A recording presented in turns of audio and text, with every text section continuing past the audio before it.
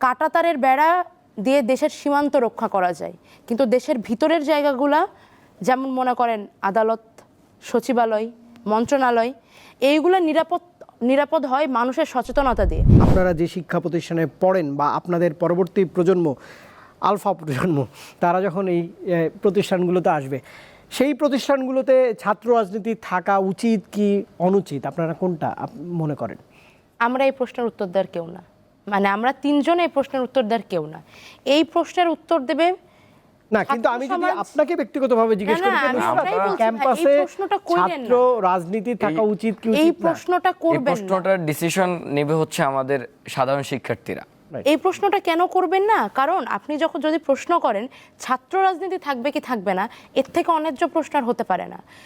ছাত্র রাজনীতির সঠিক রূপ যেটা, ছাত্রদের মধ্যে পলিটিক্যাল ওরিয়েন্টেশন না থাকার ফলে আই হেট পলিটিক্স জেনারেশন তৈরি হওয়ার কারণে পুরো 90-এর দশকের মানুষজন এরা শুধুমাত্র সহ্য করতে শিখে গেছে এবং এরা এরকমই ছিল।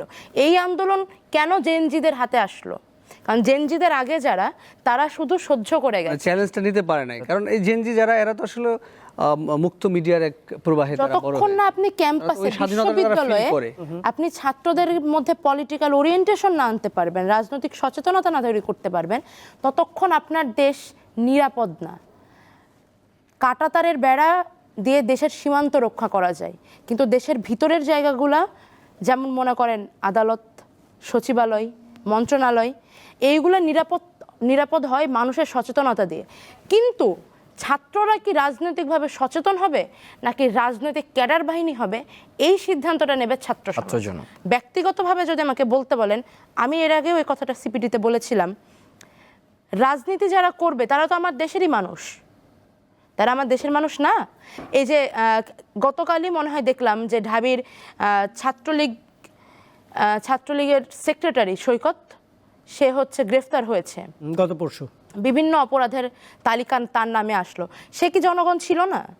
জনগণের মধ্যে থেকে কেউ যদি সমতলে না থেকে নিজেকে উঁচু পর্যায়ের মানুষ হিসেবে গণ্য করে এবং এটা ভাবতে শুরু করে আমি চাইলেই আমার আশেপাশের মানুষের ওপরে ছড়ি ঘোরাতে পারি, যাদের ওপরে ছড়ি ঘোরানো হয় তারা ছড়ি ঘোরানোটা সহ্য করতে শেখেই রাজনৈতিক অসচেতনতার কারণে, আর যারা ছড়ি ঘোরায় তারা ক্ষমতার অপব্যবহারের কারণে। আপনি যতক্ষণ না পলিটিক্যাল ওরিয়েন্টেশন নিয়ে আসবেন ততক্ষণ এই জিনিসের সমাধান হবে না। একই সঙ্গে দলীয় লেজুর ভিত্তিক ছাত্র রাজনীতি তথা ক্যাডার বাহিনী নিষিদ্ধ হওয়া প্রয়োজন সারা বাংলাদেশে, শুধুমাত্র বিশ্ববিদ্যালয়গুলোতে নয়। রাজনীতির নামে যে কর্মকাণ্ড, রাজনীতির কেমন ফরমেশন ছাত্ররা চাচ্ছে, এটা প্রশাসন, আপনারা বিশ্ববিদ্যালয়ের প্রশাসনগুলোকে ঠিক করতে বলেন, আপনাদের মিডিয়া থেকে প্রচার করেন, ছাত্ররা মাঠে থেকে দাবি নিয়ে আসবে, প্রশাসন বসবে ছাত্রছাত্রীদের সাথে এবং সেখান থেকে দাবি নিয়ে আসবে তারা যে তারা কেমন রাজনীতি চায়। ছাত্র সংসদ কেন্দ্রিক ছাত্র রাজনৈতিক সচেতনতা তৈরি না হলে ক্যাডার বাহিনী নির্মূল করার কোনো উপায় নেই বাংলাদেশে। নিশ্চয়ই আপনি বলছিলেন প্রশাসন প্রতিষ্ঠান সেগুলোতে সংস্কার জরুরি। খুব চোখে পড়ছে একটি জিনিস, যে এই সংস্কারের নামে লুৎফর দেখা যাচ্ছে যে অনেক প্রতিষ্ঠান থেকে যারা রয়েছেন তাদেরকে জোর করে নামিয়ে দেওয়া হচ্ছে। এতে আপনাদের সমন্বয়কারী বা আপনাদের এই মুভমেন্টের সঙ্গে যারা জড়িত তাদের সংশ্লিষ্টতা রয়েছে কিনা? দেখেন, এটা তো আমরা প্রথমেই বলেছি যে এই ধরনের কাজ, মানে কোনো ধরনের অনৈতিক অপকর্ম যদি কেউ করে এই ট্যাগকে ব্যবহার করে, তাদের সঙ্গে আমরা সম্পর্ক নাই, এটা ক্লিয়ার করেছি। এখন ধরেন এই আন্দোলনে নানা দল মতের মানুষ ছিল, এখন তারা যদি এই ট্যাগ ব্যবহার করে তাদের স্বার্থ চরিতার্থ করার চেষ্টা করে, এটা আমরা কখনোই এটাকে সমর্থন দিব না। এবং আমরা প্রচলিত আইন অনুযায়ী যদি তারা সেই সুবিধা নেওয়ার চেষ্টা করে, অনৈতিক কাজ করে, তাহলে প্রচলিত আইন অনুযায়ী এই ব্যবস্থা আইন শৃঙ্খলা বাহিনী নিবে।